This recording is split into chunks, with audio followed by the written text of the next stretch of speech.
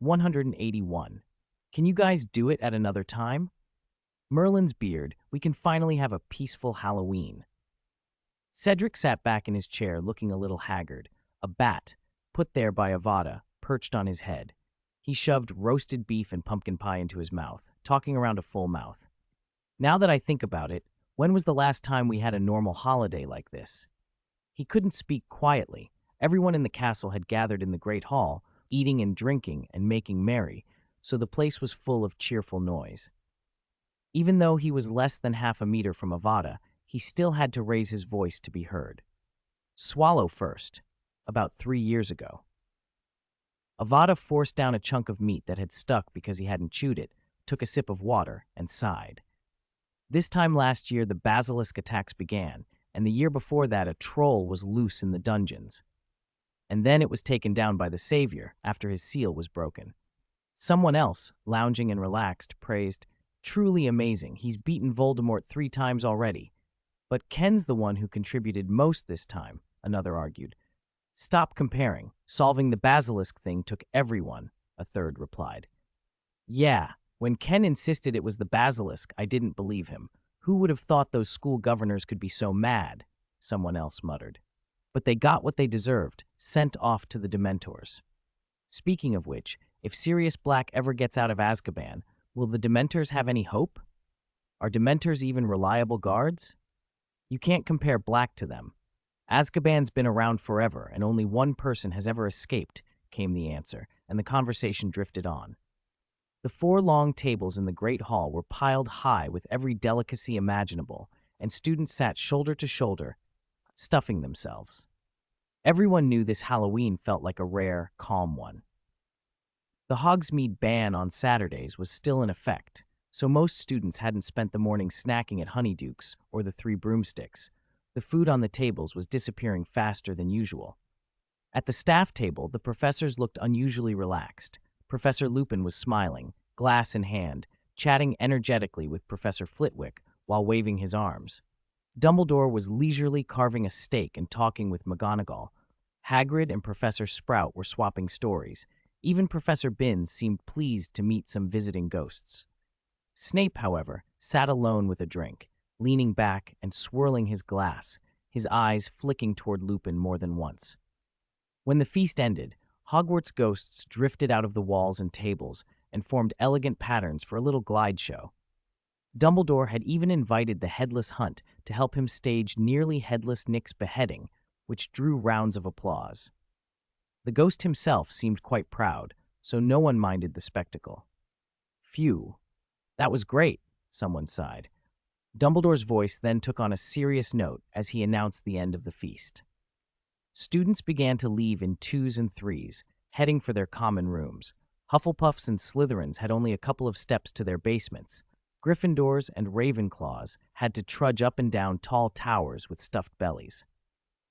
Back in the Hufflepuff common room, Avada stretched into an armchair and patted his stomach. Finally, a peaceful Halloween. Even though he knew Sirius Black might soon try to invade the school and panic might follow, Avada couldn't help enjoying the calm now. The last 2 Halloweens he'd been on the front lines, fighting the troll, being the first to realize Filch had been petrified. When he discovered Myrtle's memory had been tampered with, he'd nearly had a heart attack. "Oh right, you were the first to spot things last year, and the year before that you left early," someone teased. Laughter spread. "Why don't you drink a draught of living death and sleep it off? If you're awake, who knows what'll happen?" "Get out of here," Avada laughed, waving them off.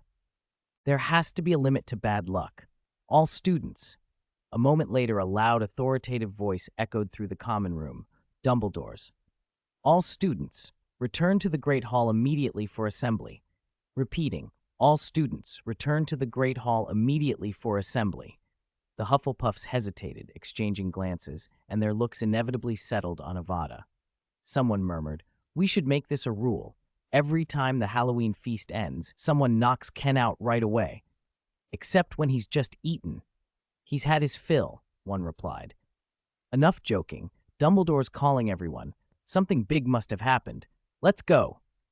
Within 5 minutes, the house gathered in the Great Hall, Slytherins close behind.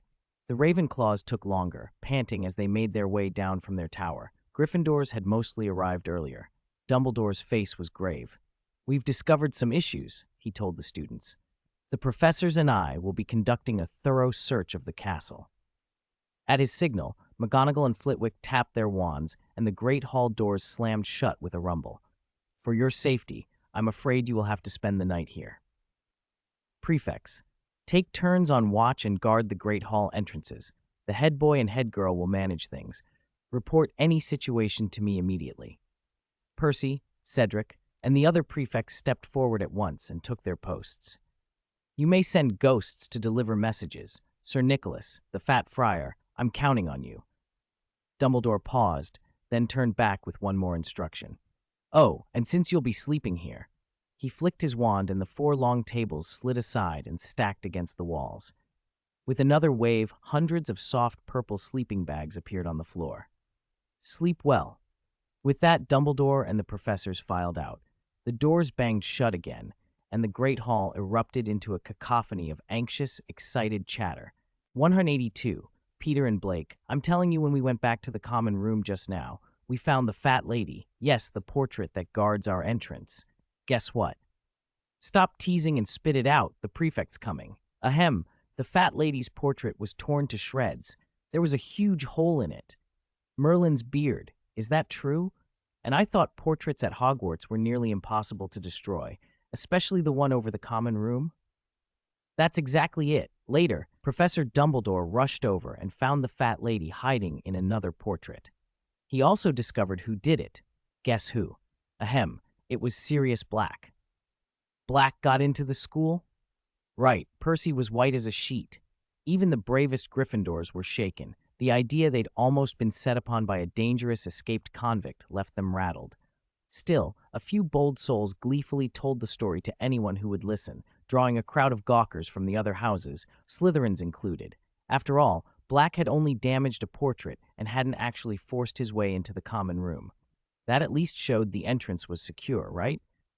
Everyone, get into your sleeping bags. The prefect, drawn by the uproar, tried to restore order. Hurry up. Stop talking. Lights out in 10 minutes. How do you think he got in? The prefect's order couldn't stop the buzz. Once the other houses had wandered back to their dormitories, pleased with their Gryffindor gossip, the Gryffindors stayed awake, voices low but persistent. Did he break the apparition ban? Sneak in invisibly? Or, lights out now. Percy had to come over again. Everyone, into your sleeping bags and be quiet. Go to sleep. Professor Dumbledore and the staff will handle this. The candles winked out. Only a few ghostly lights gave a faint glow, and the ceiling above reflected the clear, starry sky outside. The stars made the moonlight seem pale. Whispering in the great hall sounded like distant insects in a quiet field. All right, stop talking. Ron yawned and rubbed his eyes. I'm a bit sleepy. Probably used up too much energy at the feast, said someone, and Harry yawned too. The yawns spread through Gryffindor until they became actual snores. Under that soporific atmosphere, Avada's eyelids drooped. He was almost asleep when something moved in his periphery. Peter Pettigrew, who had been lying beside Ron, had shifted. He slid away from Ron slowly, deliberately, and ended up crouched near a firmly shut door, pressing himself into the shadows. He looked like he was waiting for a prefect to come check on the dorm and then slip out on the brief opening. He's about to move. What's he planning? Avada snapped, fully awake. From inside his sleeping bag, he watched, taking his bearings. Everyone nearby was drifting off, sapped by the Halloween feast and the excitement. Carefully, he produced his wand and disabled the little life detection enchantment Dumbledore had built into the sleeping bags. When the bags had been conjured, a charm checked that a real person was inside and asleep to stop kids stuffing a dummy and sneaking out. Of course, it was Dumbledore who thought of that. With the safeguard neutralized, Avada worked freely. After making sure everyone around him was genuinely asleep, he produced a lump of transfigurable matter and shaped it into a small, breathing replica of himself. He then activated the Ji Chi Tianya curse and expanded the figure until it filled the sleeping bag, looking perfectly ordinary from the outside. The imitation breathed, shifted, even rolled over now and then. Anyone glancing would have seen nothing amiss.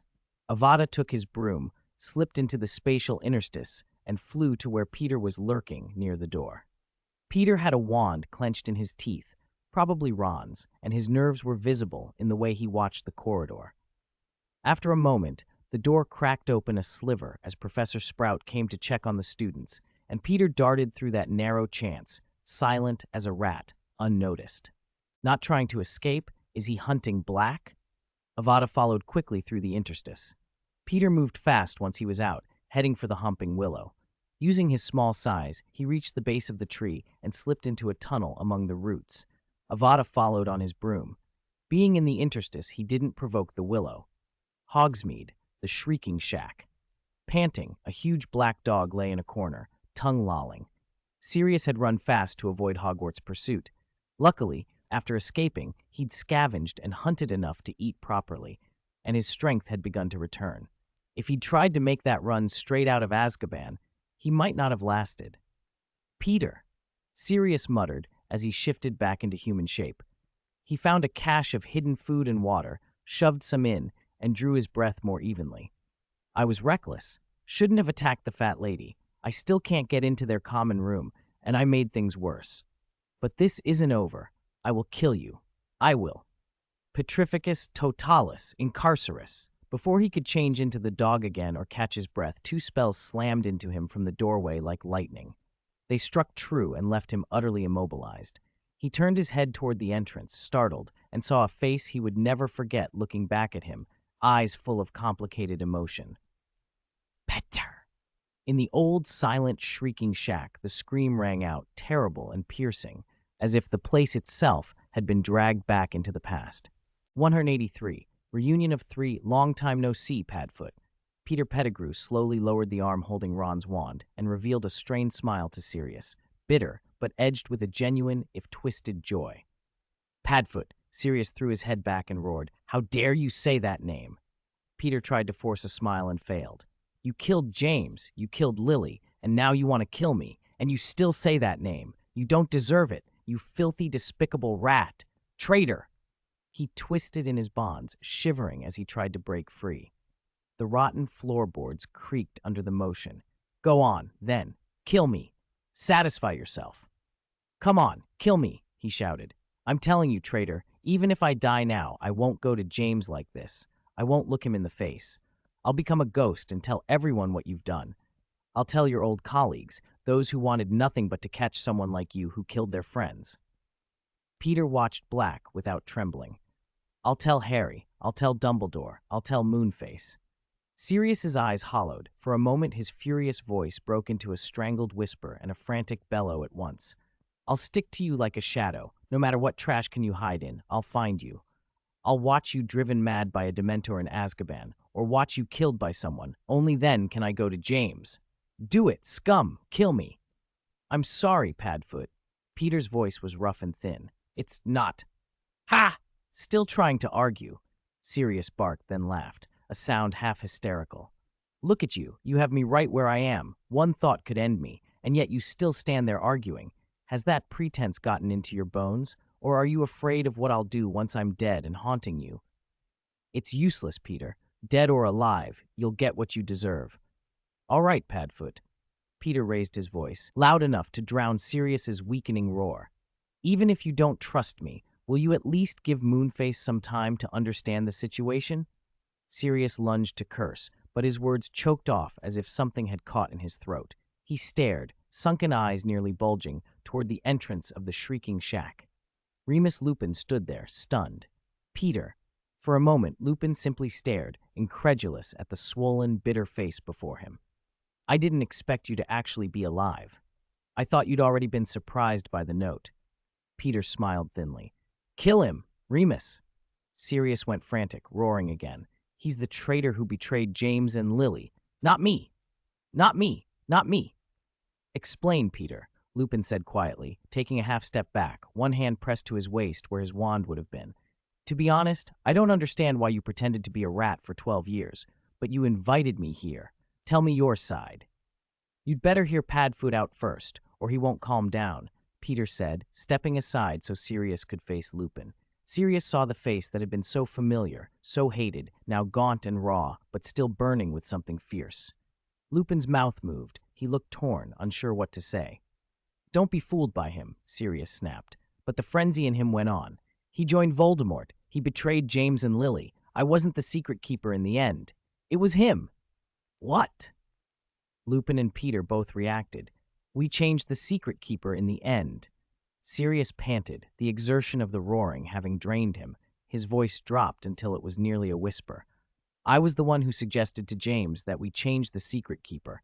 Everyone knew about my relationship with James. They'd guess it was me. So I told him we could secretly make Peter the secret keeper instead. Nobody would suspect that timid little man, and they'd all look at me. James and Peter would be safe, but..." His voice broke. "It's all my fault, I know. The night they died, I went to see if Peter was safe. When I got to where he hid, Peter was gone, and there were no signs of a struggle. I panicked and went straight to James and Lily. When I saw their house in ruins, when I saw their bodies, I realized what Peter had done. What I had done." His eyes were rimmed red and burning. He looked at Peter as if he wanted to tear him apart. Teeth clenched, he forced the words out. "I swore I'd kill him. I tracked him, cornered him on a street." He drew in a ragged breath. "I admit, he fooled me. He probably made an explosion, left some remains behind to make it look as if he died, and everyone was convinced, especially the Ministry. For a time, I thought he'd been killed by me. Then they locked me up in Azkaban," he muttered, lowering his head. "I didn't try to clear my name. I believed I was responsible for James and Lily's deaths. If I hadn't trusted that traitor, if I hadn't suggested the switch, who knows what would have happened. Still, I kept my sanity, maybe because somewhere I knew Peter should have been where he was, and he wasn't. That thought wouldn't leave me, and Dementors couldn't take it all. I held on to the little bit of myself that was left." Lupin's face was pale and strained. "Then how did you escape?" "Animagus," Sirius said, and managed something like a smile. "That was an unexpected mercy. When it got unbearable, I could change in my cell. Dementors don't see the way we do, they sense emotions. Maybe when I was a dog, my emotions seemed different, less human, less noticeable. I used that, and I escaped. I found him, right before my eyes. I've told you everything. Let me go.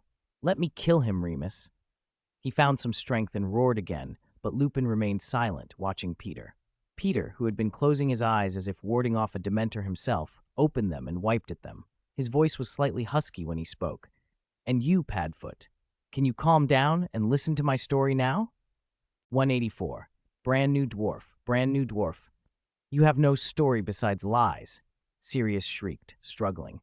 "On the contrary, not only do I have one, but I know more than you do." Peter reluctantly raised his wand. Lupin tensed, and then Peter silenced Sirius's voice with a quick charm. "Calm down, okay, Padfoot? Let me finish."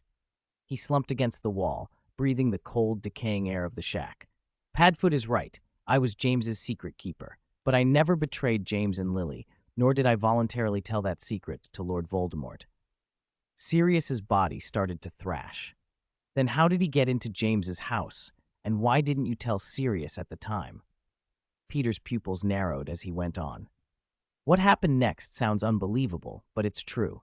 A few days after I became the secret keeper, Death Eaters found me and brought me to Lord Voldemort." His face went white. "The reason is ridiculous. I'll tell you about that later." And then, a look of real terror crossed Peter's features. "Lord Voldemort, he pulled the secret protected by the Fidelius charm out of my soul." "Only later did I understand what had happened," Peter said. "At the time, he had me under Imperius. He made me kill a muggle. After it was done, I watched him use some sort of device to make a mark on my forehead, and then, his chest heaved. His voice cracked and turned to sobs. I'll never forget that scene. Lord Voldemort looked at the empty container for a long time, then slowly spoke James and Lily's address out loud. At that moment, do you know how desperate I felt? Moony, Padfoot, I knew it was over, completely over. Peter curled in on himself and sobbed, clutching his head. Sirius stopped moving. Lupin looked as if he had turned to stone. At last, Lupin asked, his voice barely steady, "You mean Lord Voldemort broke the Fidelius charm?" Peter nodded, weeping. He steadied himself and spoke more coherently, voice quieter but firmer. He wanted to kill me, but I knew I couldn't die yet. If I died, no one would be able to report that he'd broken the Fidelius charm. The Order would suffer more, and James and Lily would have died for nothing. So I swore to him on the spot. I made an unbreakable vow, promised to be loyal to him forever, to obey him, never to betray him. He pulled up his sleeve with trembling fingers, revealing the branded marks coiled around his forearm. Then, probably thinking a spy could still be useful, Voldemort spared me. Sirius's eyes were fierce. Then you. I know what you're going to ask, Peter interrupted. After I gave him a lot of information about the Order, I begged him to tell me how he had broken the Fidelius charm. He trusted me enough to answer, and he told me something even worse. He used a technique called a Horcrux, Peter whispered, closing his eyes as if the words burned him. The Fidelius hides a secret in the soul. A Horcrux does the opposite. It splits the soul, stores a fragment in an object so the main soul won't dissipate. It's how he keeps himself from truly dying. He'd mastered it, made several Horcruxes. He could split his soul with great precision. He forced me. He made me create a Horcrux for him, tore the secret out of my soul along with a piece of it. That's how the Fidelius charm was broken. He loosened the charm that had sealed Sirius's mouth and met Sirius's eyes. Padfoot, you're from the House of Black. You should know a bit about dark magic. Do you believe me now? Sirius bowed his head and said nothing.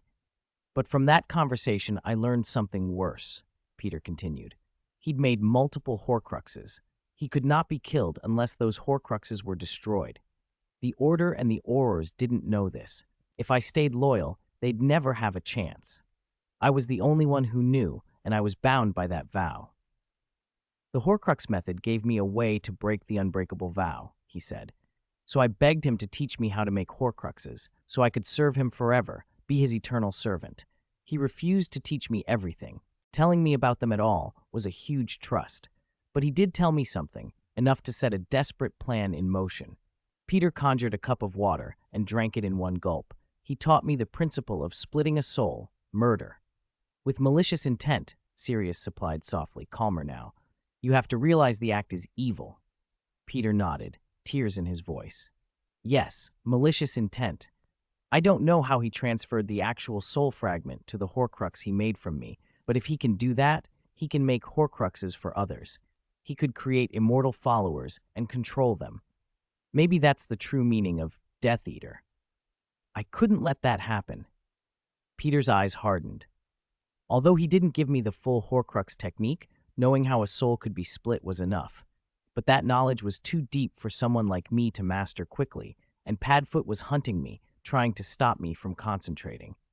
I was desperate, and I chose a brutal, monstrous way. I caused that explosion.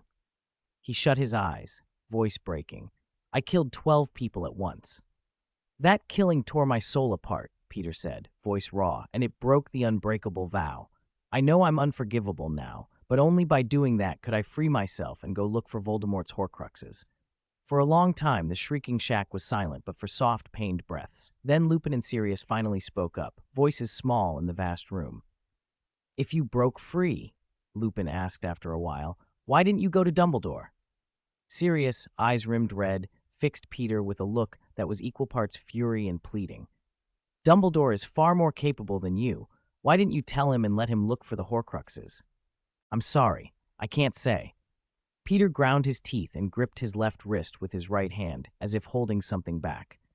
All I can tell you is that there was someone at Dumbledore's side I absolutely could not trust then, and I can't forgive now. It's the same now as it was then.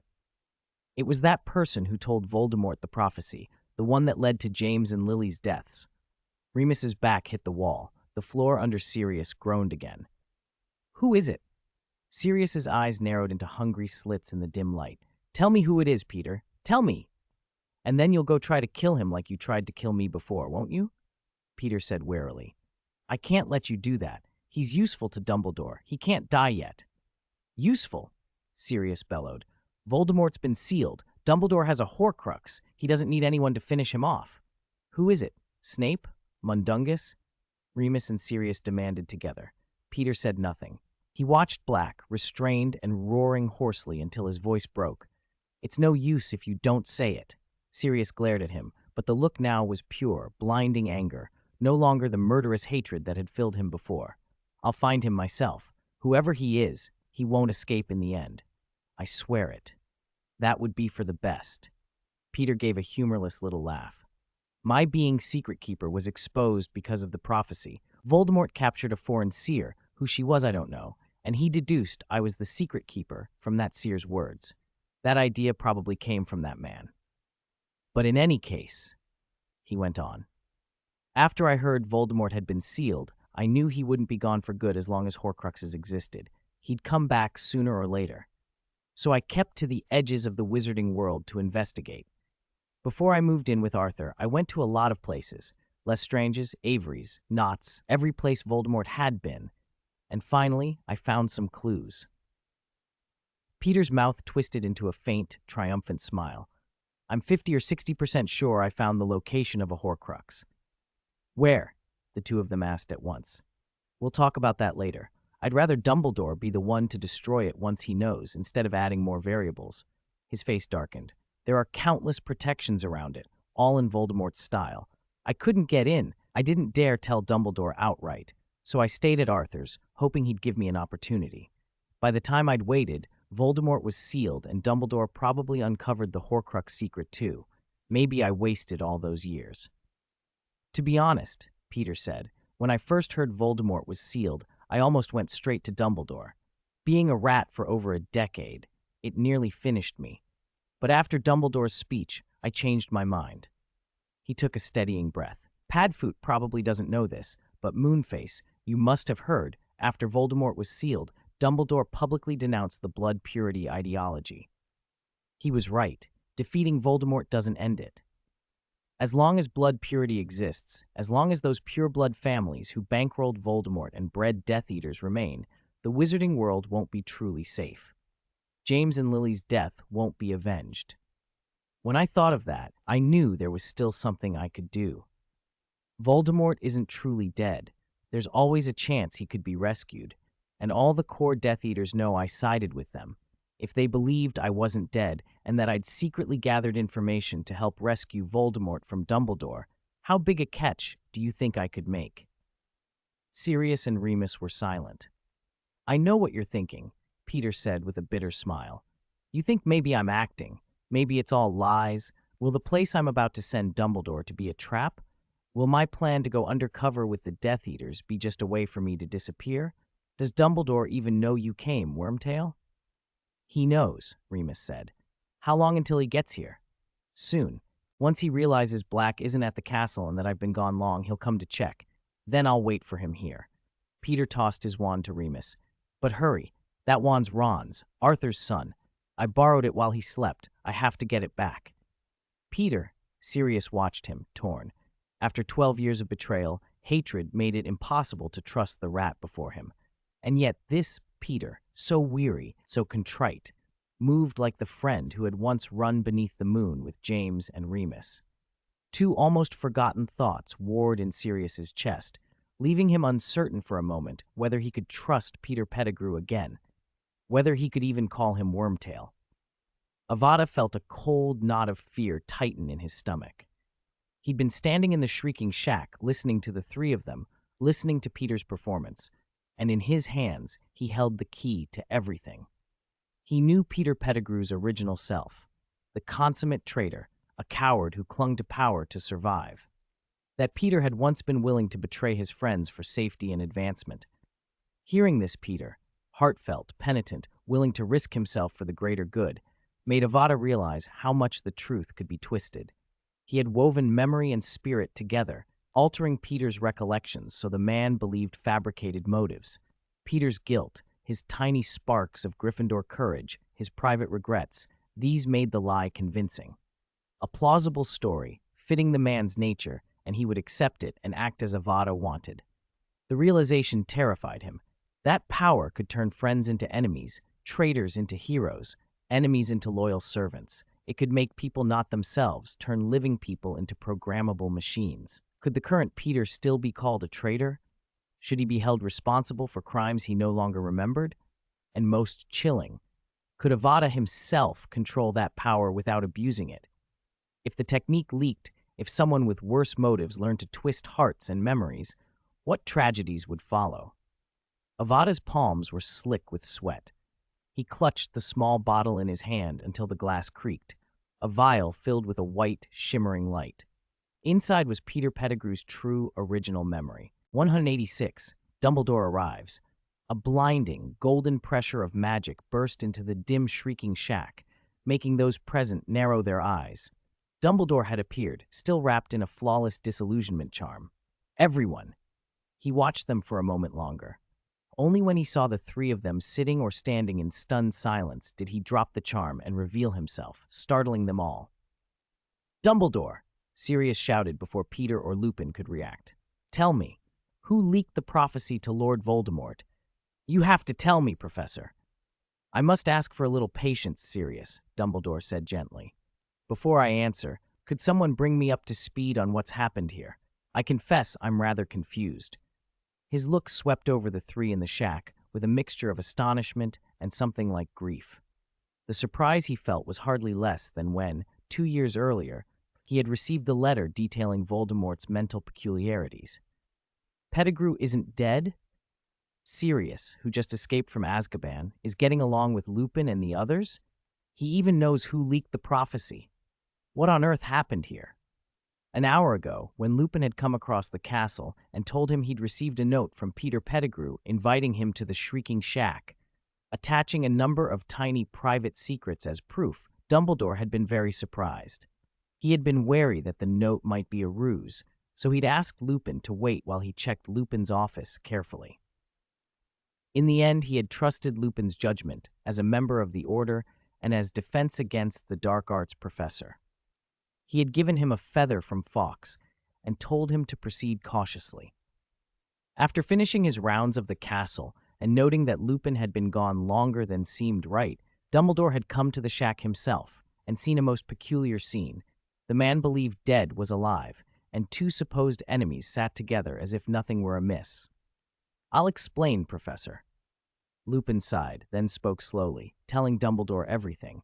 How Black had escaped Azkaban, the Animagus issue, their motives, and Peter's account of what had happened 12 years ago. As Lupin spoke, Dumbledore's brows knitted until his face looked carved with a small mountain of worry. When the story finished, the furrow gradually smoothed. Using the principle of a Horcrux to sever a secret protected by the Fidelius charm, that is, I must admit, a most ingenious idea. He closed his eyes and reflected for a long moment before opening them again. What Pettigrew described is, in theory, feasible. To do those things requires an extraordinarily deep understanding of the soul, at least of Horcrux techniques, and Lord Voldemort clearly has such knowledge. His actions also fit what intelligence I've gathered. He very likely created more than one Horcrux. Still, I have one question. "Ask it, Professor," Peter said calmly, meeting Dumbledore's gaze. "You said earlier that to break free from the unbreakable vow, you had to kill 12 people, using the power of a ripped soul to strip the vow away. Is that correct?" "Yes." Peter's eyes dimmed. "I studied the matter specifically. An unbreakable vow is not a simple contract. Its force is rooted in the mind and in life itself. If a person's mind recognizes that he has violated the vow, the magic attacks his life force directly. That is the principle behind the unbreakable vow. So I reasoned, if my soul were split apart, the part of the vow held there would be destroyed with it. That was the method I devised." "Theoretically possible." Dumbledore nodded gravely. "The idea that the soul had layers is a delicate, secret theory. Many confuse life force, mental strength, and soul, but fragmenting the soul does affect both life and mind. It was therefore plausible that Peter thought of and used this method. But the cost? You did use it. How is your soul now?" Dumbledore asked, leaning in to look into Peter's small, wary eyes. "I don't know, Professor." Peter hesitated. "When I first began killing, during the times I split my soul, I felt an unprecedented weakness. My heart was wrapped in an indescribable emptiness. But over time, that feeling faded and my strength returned. That scares me, Professor. I worry I will forget my crimes, forget what I did." "You still feel remorse for the killings, do you?" Dumbledore asked quietly.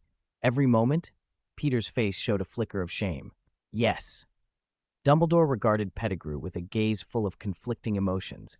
his silver beard trembling as if he wanted to say more. "Professor," Sirius, who had been standing nearby, cut him off. "If what he says is true, then tell me now, who leaked the prophecy?" "I regret to say," Dumbledore began, then paused, looking sorrowful. "I have failed you once already. I failed to perceive what was happening, and so you suffered 12 years in Azkaban. I am afraid I must disappoint you again." Sirius's face went white with pain. Dumbledore moved quickly to soothe him. "But please understand, it was not that person's intention for James and Lily to be killed. It ran utterly contrary to his wishes. In a certain sense, he was as far from desiring that outcome as anyone, perhaps even the least likely person, to wish it." Sirius stared, incredulous. Dumbledore let out a long, tired sigh. "I will tell you who did it, but first you must calm yourself completely and promise you will not do anything rash." "All right," Sirius muttered, and the shack fell into cold silence. "Next, Peter," Dumbledore said, turning his attention back to Pettigrew, "tell me the location of the Horcrux you mentioned. We must see what Lord Voldemort has done." "I want to return Ron's wand first." Peter managed a forced smile and indicated the wand Lupin still held. "Breaking through the protections might take some time. I wouldn't want him to wake and find not only his pet gone but his wand missing as well." "All right," Dumbledore nodded. He took the wand from Lupin, vanished from the room for a few seconds, and then reappeared. "It's done, Peter." "Thank you, Professor." Peter took a steadying breath. "The Horcrux is hidden in a cave, a seaside cave. The cave's location is in London, near a seaside village, the only cliff." Pettigrew spoke slowly, laying out the cave's general location, and Dumbledore only nodded after listening quietly to Peter's account. "I think you can drop your 50 or 60% certain you have indeed found the location of a Horcrux. The place you've described is near the orphanage where Tom Riddle grew up. It would be perfectly natural for him to hide something so important in a place so tied to his childhood and kept so private. But from what you say, Lord Voldemort has set many powerful wards there to protect the Horcrux. Breaking them will take time. I don't think we should rush. Tomorrow, once I've seen the students settled, I will leave at once to investigate that place. But before that—" He turned his gaze to Peter and to Sirius with a faint, searching look. "You two, what are your plans?" "From your account," Dumbledore continued, "what happened between you was a tragic misunderstanding, and it has been resolved. But Sirius is still a condemned man, and you remain responsible for 12 deaths." "That's exactly what I was going to say, Professor." Pettigrew's face darkened for an instant. "I still have things to do. I mean to round up the murderers who bankrolled Lord Voldemort and his remaining followers. You're right, Lord Voldemort is more than one man. It's an ideology. Until the soil that gave it root is scorched by me, James's vengeance won't be complete. I can do it, Professor. Believe me. No one is better at infiltration and disguise than I am. The inner Death Eaters think I'm on their side. I also know several men who went missing or were supposedly caught but are actually alive. Barty Crouch Jr., Fenrir Greyback. They'll be glad to see someone who can get close to them, try to rescue their old master, and they'll help and cooperate for that reason." He tugged the corner of his mouth into a bitter smile. "And when those accomplices who killed James become impatient and expose themselves, that will be your best chance to eradicate the pureblood ideology so it can never rise again. They've been cowed by you and are reluctant to move, Professor. I can make them bold again. I can make them hand you their vulnerabilities. That is my usefulness." Sirius and Lupin stared at him, and even Dumbledore revealed a trace of surprise. Peter looked then at Black, who had somehow freed his wrists and stood up. His gaze softened again. "I'm sorry, Padfoot, but I'm afraid you'll have to shoulder my guilt a while longer. If I don't show myself, it will be very hard to find the proof to clear your name. I have important work to do first." "Understood." Sirius grinned. "One of us takes the blame and draws Filch, while the others make the trouble. Haven't we run that act before, Wormtail?" Peter wept quietly. "Thank you, Padfoot." He fought to steady himself, turned back to Dumbledore, and extended his hand. "Then let us make a vow, Professor." "A vow?" Dumbledore raised an eyebrow. "Do you think I doubt you, Peter? You always prefer the safest path." Pettigrew smiled faintly. "And that's always been one of my limits. I know I've never been brave, In future, I might be afraid, small, and try to run. I will not allow myself to do that. I want to be a true Gryffindor." Dumbledore stared at Peter's outstretched hand for a long moment. Then, slowly, and as if giving him time to change his mind, he placed his own hand in Peter's. The two hands closed together beneath the complicated looks of Sirius and Lupin. "Then let us begin." Dumbledore drew his wand with his left hand, leveled it at their joined arms. Its tip glowed faintly, warm. "Peter Pettigrew, do you swear to be loyal to the cause of eradicating the lingering evil of Lord Voldemort, to oppose extreme pureblood ideology, and to take the risks required to do so?" "I do." A thin flame curled from the wand's tip and wrapped around their wrists, its light reflected in Sirius's and Lupin's eyes. "Do you swear to infiltrate among our enemies, to gather intelligence and report it to me accurately and without concealment, and to act according to my instructions at such time as we both deem critical?" "I do." The second flame tightened around their arms. Dumbledore's blue eyes caught the firelight as he looked straight into Peter's small, furtive ones. "Do you swear to return when we both judge your mission complete and you no longer need to be undercover, to help Sirius Black clear his name, and to atone for the 12 lives you took?" Peter's gaze fell. Sirius reached out as if to do something, then let his hand drop. Lupin pressed a reassuring hand to his shoulder, keeping his own lips shut. Dumbledore kept hold of Peter's hand and watched him with steady patience. "I do." There was a long silence. Pettigrew forced the words out in a quick, thin voice and trembled as a third flame coiled around his arm. "Do you swear to?" The three men looked at Dumbledore in surprise as his voice continued, old and steady. "To be bound completely and utterly by this unbreakable vow, and to make no attempt to break it?" "I do." Pettigrew laughed bitterly and gave the answer. A fourth flame wound around their wrists. The 4 flames flared once and vanished, leaving 4 pale brands on their arms. "That should do it." Dumbledore loosened his fingers and let Pettigrew withdraw his hand. Peter stared at Dumbledore for a moment, then lowered his head and clenched his jaw, trying not to cry. A muffled sob escaped him. "You will go to Azkaban." "I know." Pettigrew's voice wavered. "I will do my best to help." Dumbledore sighed. "Sirius, Peter, remain here tonight.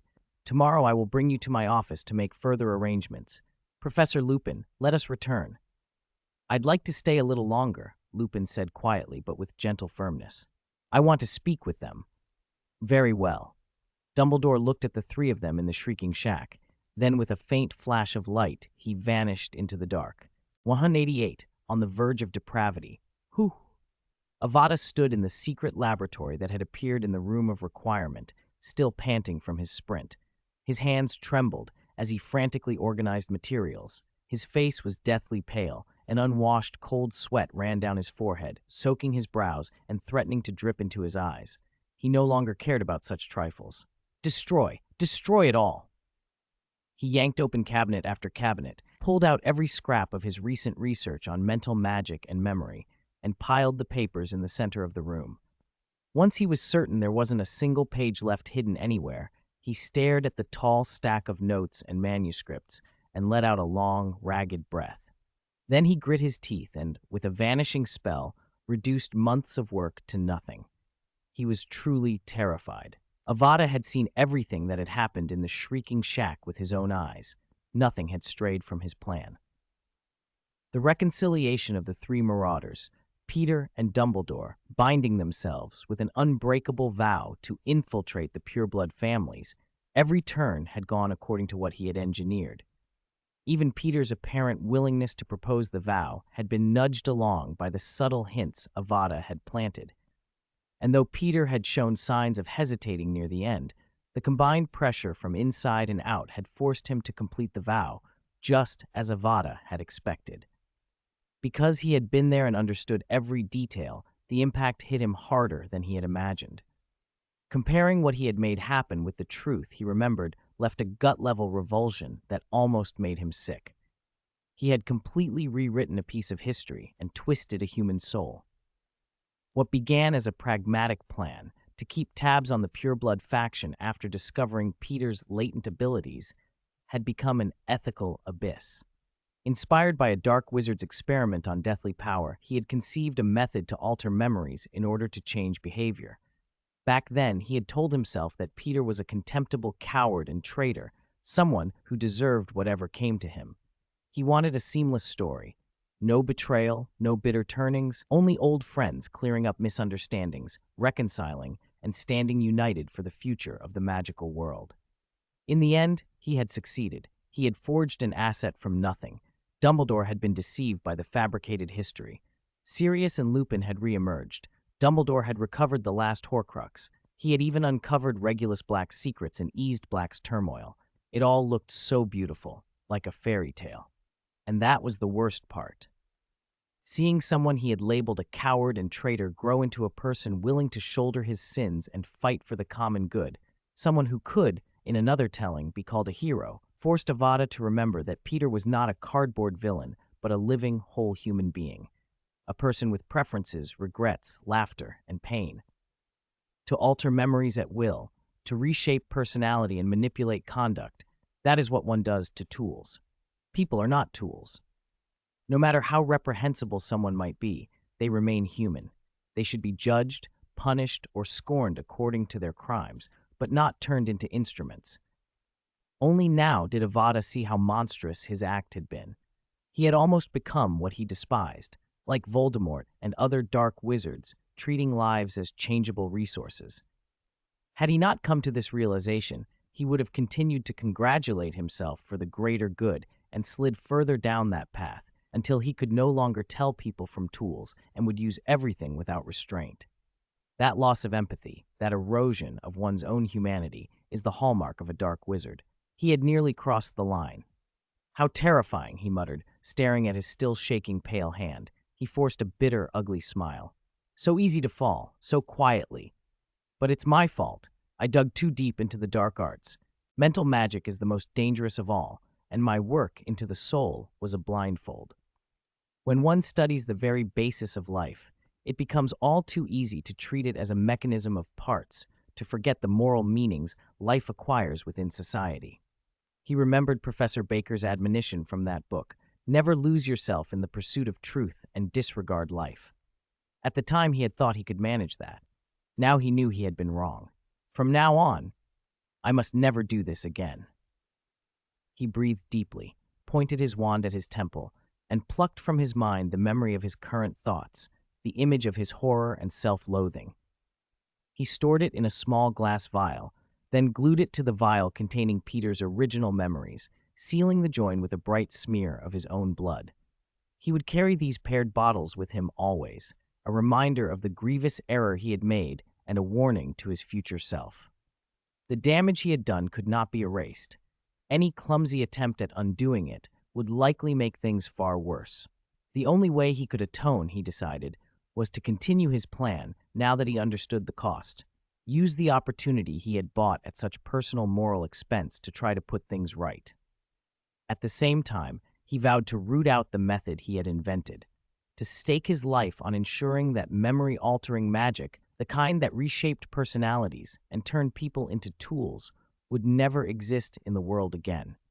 He also resolved to stop his studies into mental power for the foreseeable future, and to suspend work on souls and Horcruxes now that Voldemort's Horcruxes were all accounted for. Fortunately, his original research focus had been the werewolf curse. He could return to that safer path. Leaning on the work table, he let out a long, tired sigh. A fatigue that reached into his soul swept over him. He wanted nothing more than to black out and collapse. "It's time to go back to sleep," he said to the quiet room. He could not help but wonder, as he closed his eyes, how Harry and Sirius would fare together in the days to come, and how Peter would ultimately meet his judgment. 189. Predators. "So you're a professor now, Moonface." Inside the dim, eerily quiet, shrieking shack, three old friends sat in a loose circle, legs crossed, knees hugged, grins plastered on their faces like schoolboys. Sirius's smile was the widest of all, stupid, delighted laughter spilling out of him. "How does it feel to be a professor?" "Wonderful." Lupin watched the old long-lost smile settle on Sirius's haggard face and felt a warmth in his own chest. The expression he wore was beginning to revert to the man he'd been over a decade ago. I teach defense against the dark arts now. It's not much, pretty similar to being a prefect, really. Mostly looking after the students and keeping them out of trouble. The best part is I can sneak out at night openly. Ha! That's the sort of thing we used to kill for. You made it, Moonface. Sirius exploded into laughter. Lupin and Pettigrew joined in, the three of them cavorting like teenagers. And I don't have to worry so much about my werewolf problem anymore, Lupin added, laughing as if a little intoxicated. As long as I have Wolfsbane potion, I won't hurt anyone. I can live at Hogwarts like a normal person. You are a normal person, Moonface, Pettigrew said earnestly. Thanks to Snape brewing the potion for me, too. He put old grievances aside. Lupin's tone turned grateful. I couldn't have brewed it myself. Humph. Sirius's face tightened at the mention of Snape. I read the reports when I was inside. Even as a professor, he's as odious as ever. Some of the papers even suggested he's been targeting Harry. Is that true, Moonface? Lupin hesitated, choosing his words. Not so much targeting as indifference, perhaps. I've spoken with Harry a few times. Snape did have it in for him when he first arrived, according to Harry, but since Harry put an end to Voldemort, Snape's been less cruel. Sickening, Sirius scoffed. If Harry's the one who dealt with Voldemort, what business does he have picking on the boy now? Pettigrew steered the conversation away with a quick, envious sigh. I envy you, Moonface. Being able to speak with Harry whenever. I've been watching him for 3 years and never had the chance to really look after him. Padfoot, you're his godfather, aren't you? That's right, Sirius answered, giddy. I've seen the reports. He's brilliant. He's so like James. Pettigrew's voice went soft. The first time I saw Harry's picture in the paper, I was stunned.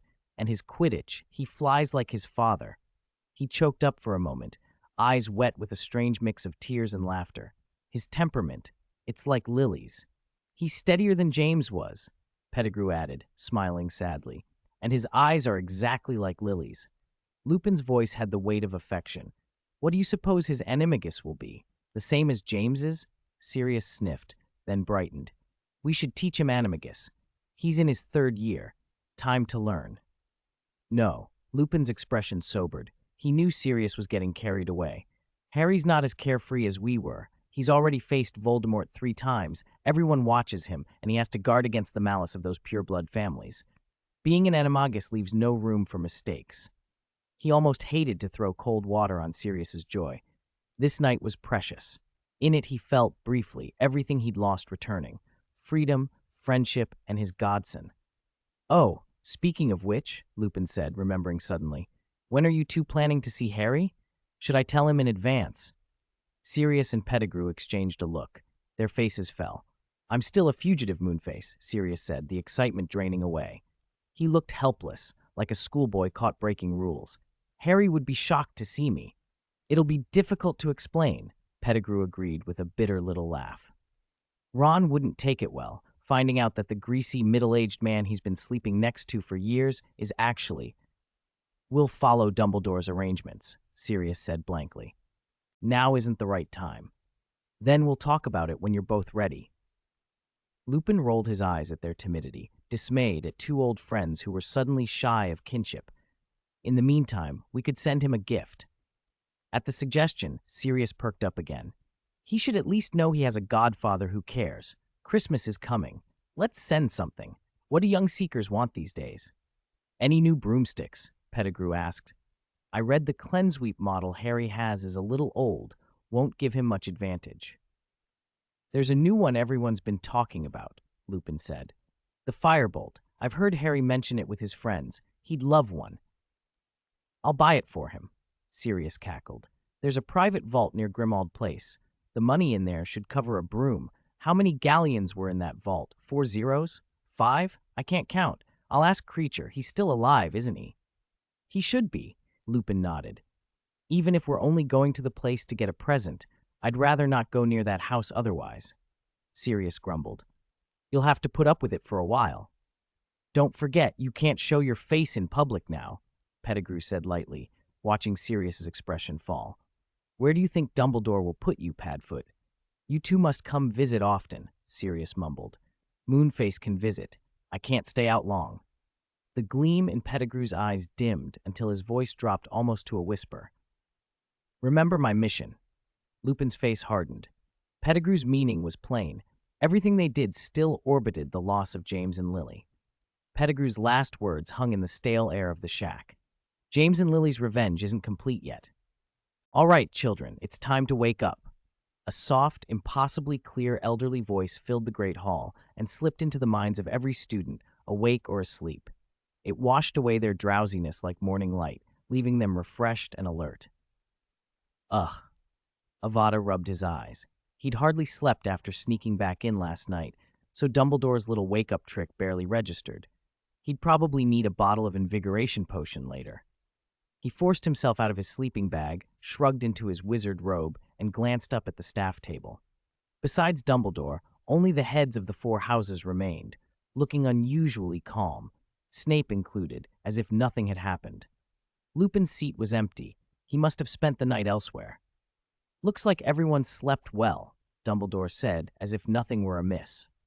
Facing a great hall full of students, Dumbledore wore that familiar serene smile. Before you wash up and get breakfast, he added, I have some good news to announce. You caught Black, someone in the Gryffindor section shouted, excitement blazing. To be honest, Dumbledore replied, it's even better than that. His smile flickered, barely hidden by his beard. The good news is, there was never any criminal Black who infiltrated Hogwarts. What? A stunned hush rippled through the hall. Questions erupted. Who tore the fat lady's portrait? How could Dumbledore be so sure? You can't just search the castle and find nothing and conclude he wasn't here. He escaped Azkaban. All right, quiet, Dumbledore said, raising a hand. If you insist on details, I should tell you about an unexpected discovery from last night. Unexpected discovery? Every ear perked up, Avada's included. He was curious what explanation Dumbledore would offer to calm the students who'd been locked out and to avoid drawing Dementor's attention. Dumbledore let them stew a moment longer before speaking. The Black you saw last night was not Sirius Black at all, he said. It was a boggart. Silence fell like a physical thing. Students had imagined all sorts of scenarios, confundus charms, pranksters. But a boggart? Boggarts were hardly a threat. Third years handled them in class. A whole school scared by one, and spending the night in the Great Hall felt almost humiliating. And why do I call it an unexpected discovery? Dumbledore continued. Because this boggart is unusual. Unlike ordinary boggarts, which assume the shape of whatever frightens a single person nearby, this one reads fear over a wide area and fashions itself from the common fear of everyone within that range. It's a highly efficient way to harvest fear. When I found it, it was almost bursting with the fear it had collected. Enormous feast for a boggart. Furthermore, after transforming it, displayed a degree of aggression most boggarts don't possess. That explains the attack on the fat lady's portrait. This mutated specimen has considerable research value. Its ability to sense fear across a crowd could lead to new advances, perhaps even a novel boggart-based preparation that could, well, help fund improvements to our dining tables. He smiled at the last, twinkling. With a flourish, Dumbledore produced a tall cabinet and set it beside him. The boggart is with me now. I'll show you. Given the atmosphere, it will probably take the form of Sirius Black, so prepare yourselves and try not to be frightened. He opened the cabinet with a bang. Inside, the figure of Sirius Black stood gaunt and wild, eyes bloodshot exactly like the wanted posters, bared teeth, arms waving, a sinister grin as he lurched toward Dumbledore as if truly unhinged. Ridiculous! Dumbledore pointed, and the figure transformed instantly into a ridiculous sight. A lady's nightgown, a fluffy afro wig, silly crossed eyes, spinning about in a dizzy little dance. Laughter erupted from the students, and even from most of the professors. Everyone except Snape, whose face had not relaxed since the cabinet opened. Dumbledore said as he closed the cabinet and tucked it away. I'll repair the fat lady's portrait shortly. The Gryffindors may return to their common room as usual. The Great Hall will be used for meals, he added, and the students dispersed in high spirits. Avada stood for a beat, still dazed, until a classmate tugged him and he stumbled toward the Hufflepuff common room, rubbing his eyes.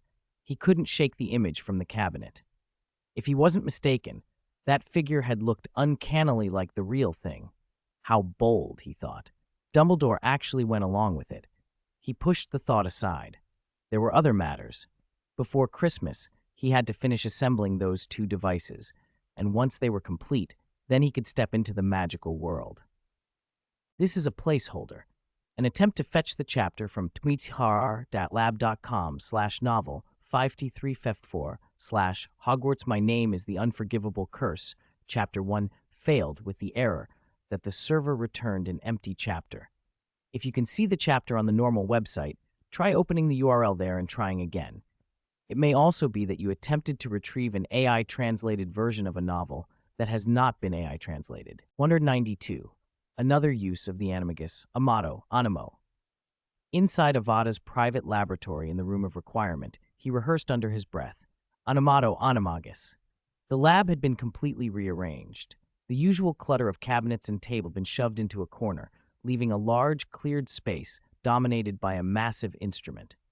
It hummed faintly, bathing the room in a pale blue halo that centered on a single object, a human-shaped construct assembled from wood, assorted transfiguration materials, devil's snare, homping willow wood, and a small odd potion where the heart should be. Wooden plates made up its outer skin, currently spread open to reveal the interior.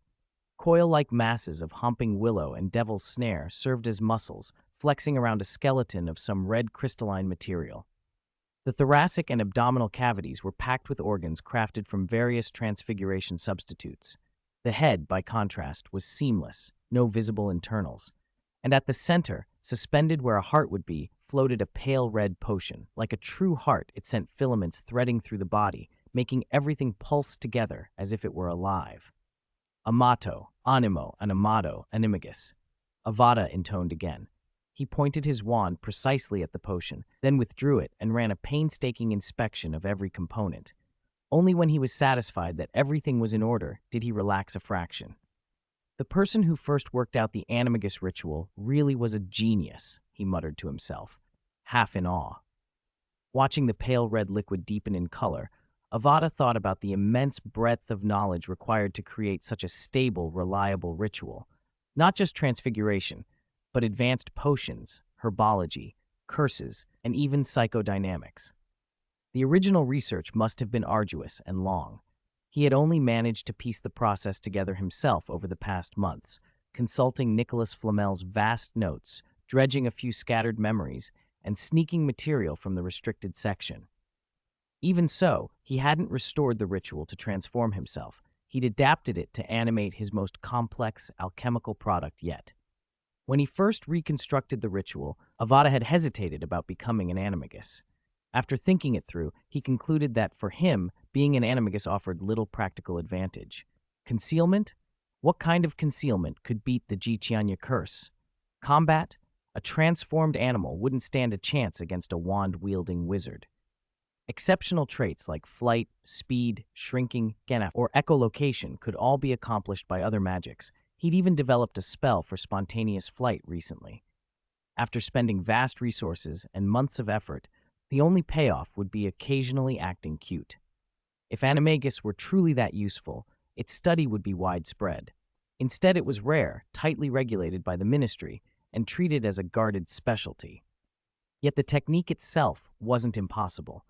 Anyone with a solid transfiguration background and strict adherence to the ritual could manage it, which was why a few fifth-year students had pulled it off. All right, final step. Avada moved to the far end of the instrument and began to operate it with his wand. The pale blue light went from steady to chaotic, strobing like a storm and filling the room with the sensation of electrical tension.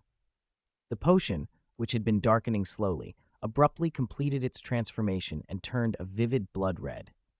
"Now!" he shouted. "Amato, animo, animato, animagus!" he cried, and released a blood-red spell from his wand aimed squarely at the freshly transformed potion. The blast struck dead center. The scarlet light flared, the filamentous threads surged outward, and the open wooden plates snapped shut, drawn together like tentacles sealing an armor. In seconds, the construct was enclosed, its inner workings hidden, leaving only a plain, unremarkable wooden figure with thin veins of crimson light tracing its surface. The instrument wound down, the lights returning to normal as a soft hum died away. Avada grinned and went to a nearby table. He picked up a device that resembled bone conduction headphones and set it on his head, opened a drawer for a neatly folded set of clothes, then returned to the figure and raised his wand again. At his approach, the wooden form twitched. Ripples ran across its surface as real skin began to grow over the wood, muscles defining themselves beneath it. The rough, blocky limbs lengthened and recontoured into coordinated human anatomy. The oval head took on a proper human shape, facial features emerging and hair sprouting. Within moments, where the construct had stood, there was now a man in his early 30s, ordinary-looking, lean, weathered skin with a few sunspots, standing in the center of the laboratory. Krumper, Cree Chapter 1. Imply hiss. Whoosh! The man's nostrils flared. His chest began to rise and fall in a steady rhythm. His fingers twitched, then his whole arm, then his entire body followed. Flawless. Suddenly, Avada had a full set of sensory impressions for a new body appear in his mind, as if from nowhere. He could even see himself from another perspective. If he hadn't already developed soul-level multitasking, he would have fainted or gone mad. Instead, he made both bodies nod at the same time, immensely satisfied. Then he had the new body change clothes while feeling each movement as if it were his own. That device on his head made it possible. It let Avada's mind send his mental power into another body out of thin air and take control. Coupled with his multitasking ability, it was as though he possessed two entirely independent bodies. The principle was borrowed from the vanishing cabinet. The wooden body's brain and the device on Avada's head were effectively a simplified set of vanishing cabinets that transmitted only mental power. No matter how far the wooden body was, no matter how many magical obstacles lay between them, Avada could control it without interference. This way I can operate in the magical world without reservations, he thought. The new body opened its mouth, and a natural, unforced male voice spoke. It took a brand new wand from Avada's hand. Now I have two bodies that can act independently. My main body will remain at Hogwarts, maintaining a normal life, attending classes, living, researching magic. The wooden body will go into the real magical society and begin building a foundation. First, let's test its capabilities across the board. He had the new body adjust its clothes, run through push-ups and squats, balance on one leg, then sit and write a few lines with both left and right hands. It ate, drank, and applied a variety of potions to itself. After a series of complex, odd actions, Avada finally acquired a practical and precise understanding of the construct, beyond the information his magical senses had already supplied. The most important point, his magical senses could be carried into the new body and used normally. Because the body was propelled by magic, it had no stamina limits. For strength, Avada had deliberately reduced the amount of muscle material derived from Humping Willow and Devil's Snare to leave room for more transfiguration components, so its power matched that of a normal adult. Its five senses, balance, and flexibility were all excellent, qualities useful in magical combat. To appear convincingly human, the body even had the functions of eating and drinking, though only as an illusion. Anything consumed was immediately eliminated by a vanishing charm, so there were no metabolic needs. That meant it couldn't actually benefit from potions, but on the plus side it was immune to toxins. Outwardly, everything that should be there could be actively controlled: burps, sneezes, yawns, sweating. Avada had made the breathing particularly realistic. In cold air, it could even exhale white mist. On a magical level, the construct was naturally resistant to most curses. Traditional curses were often partial, transfiguration, or interference with mental power. A body fashioned with animagus techniques and advanced transfiguration material was almost immune to transfiguration aimed directly at the body. And because Avada's mental power controlled the construct indirectly via the vanishing cabinet link, mental magic cast at the construct wouldn't easily reach his main mind. Theoretically, it could withstand the three unforgivable curses, though the killing curse would merely explode against non-living matter, so that advantage was limited. Still, combined with his magical senses, the body could wreak havoc in a duel, especially against dark wizards who relied on curses. Masters like Dumbledore or McGonagall, who used massive transfiguration constructs, would be more cautious around it. And because animagus technology and memory-retaining transfiguration materials had been used, the construct was transfigured on a deep level. Unless a transfiguration expert examined it carefully with a wand, it would be impossible to tell it was made of wood. Revealing potions and many transfiguration-breaking remedies wouldn't work. Whether Gringotts' anti-thief waterfall would have an effect remained unknown. The body's appearance was hard to change. Only Avada himself could modify it slightly. A full change required a factory reset, which was costly, so each fabricated identity had to be used sparingly. Let's try magic again. The new body, wand in hand, cast several high-level spells without hesitation. Then both bodies simultaneously cast different spells, accelerated the rate to simulate combat, and finally had the two constructs fight each other. If both sides are engaged at once, it consumes a great deal of mental energy.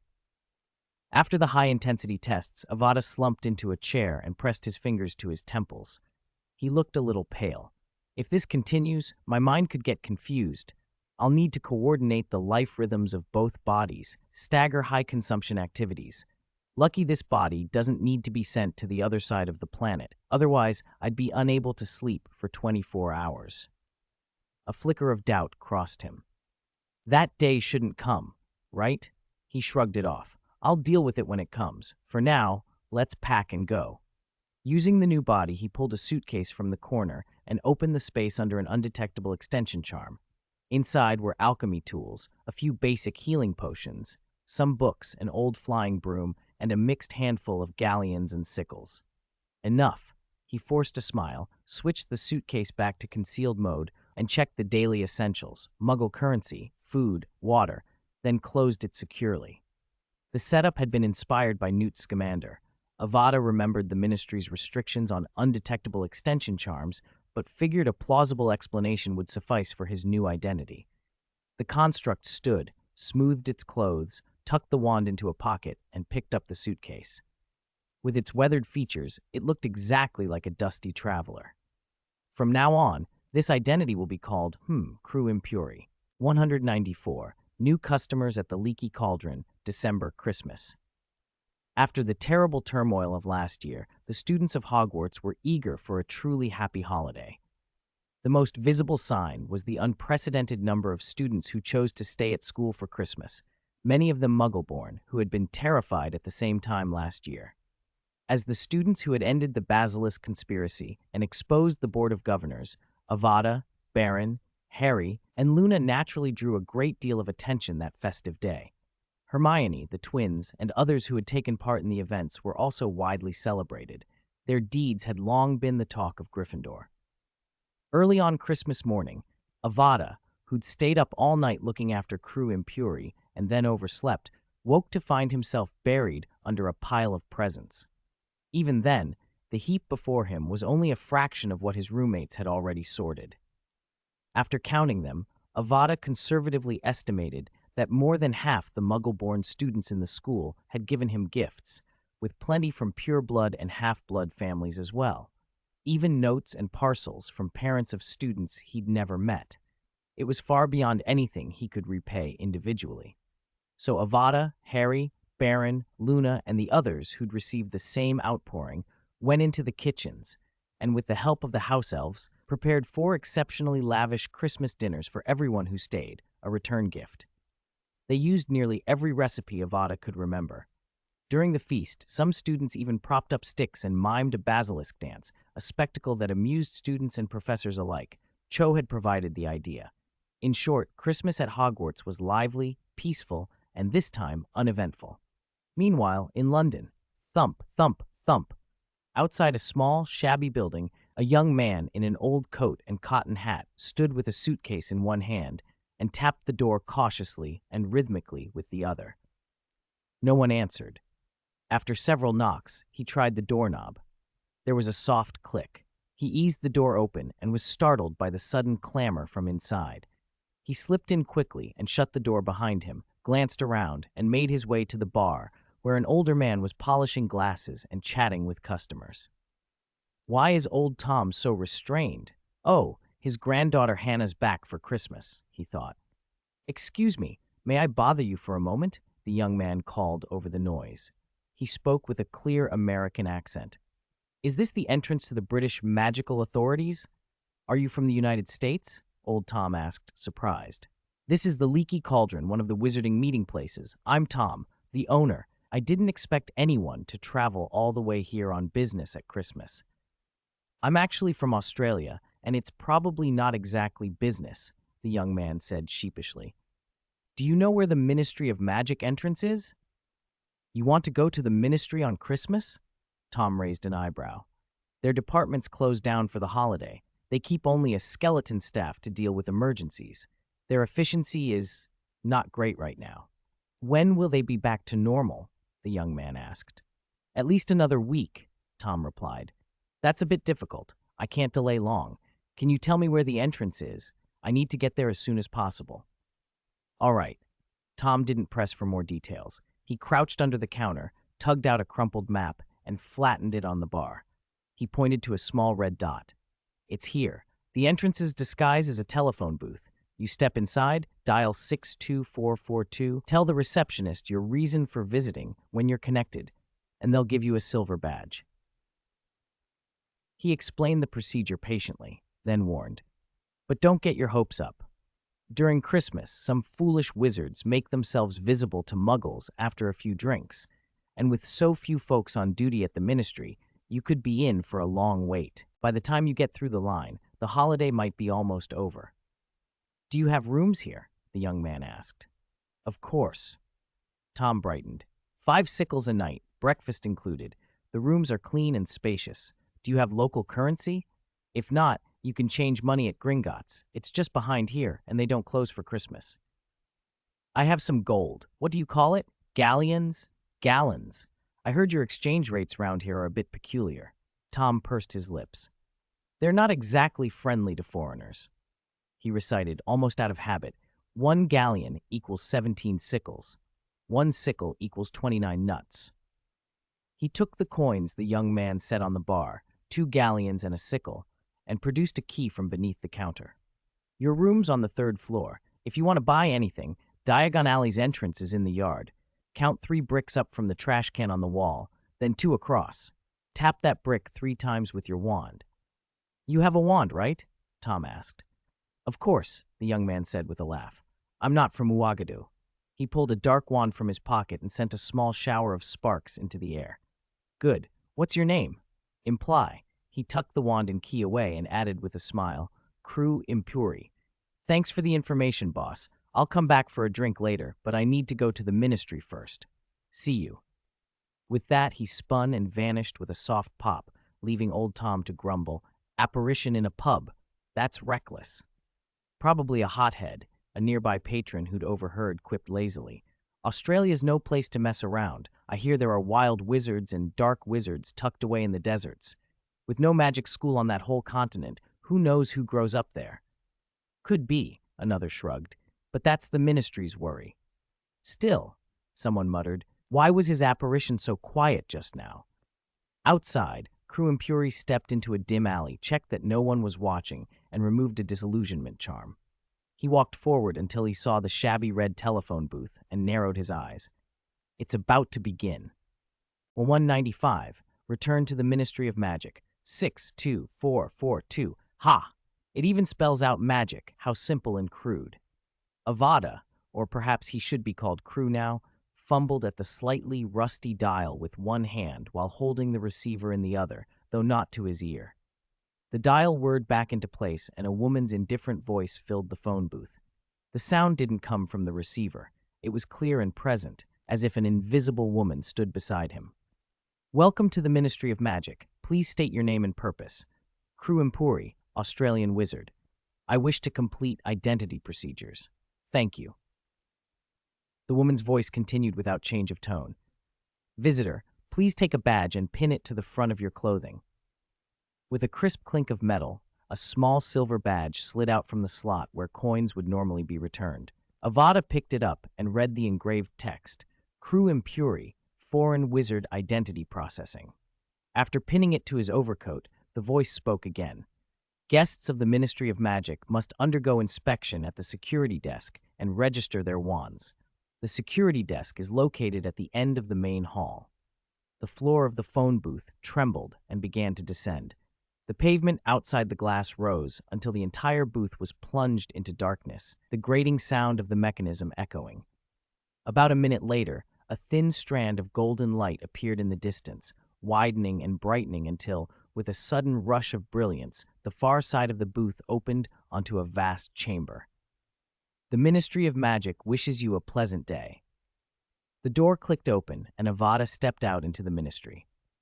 Though he had been here once before, 3 years earlier with Dumbledore, even into the secretive Department of Mysteries, he couldn't help marveling at the grandeur.